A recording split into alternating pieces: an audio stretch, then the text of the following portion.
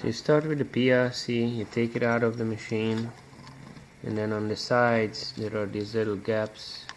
You reach in with a screwdriver, flathead screwdriver, and then you push the tabs out of the way. So basically you end up pushing these little tabs in, and then the end result, you get the cover off, and then you just have to slide this board off very carefully, wiggle it until it slides, and this is held by the friction or resistance between the receptacle and the connectors here, and that exposes the battery. And then to get the battery out, this may not be very proficient at this, but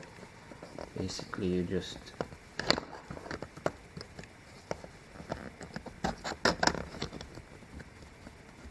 have to slide it out like that,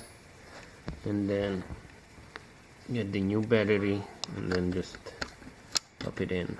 like that, and then very carefully align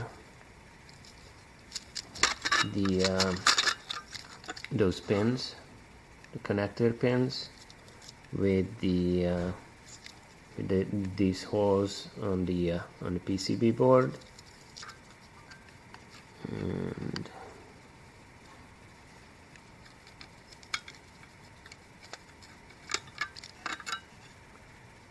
try to be very careful not to bend any of the pins.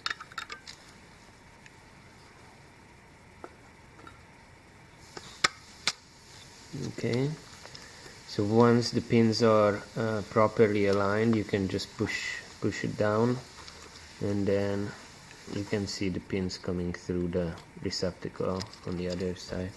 and then you just snap on the top, and that's it.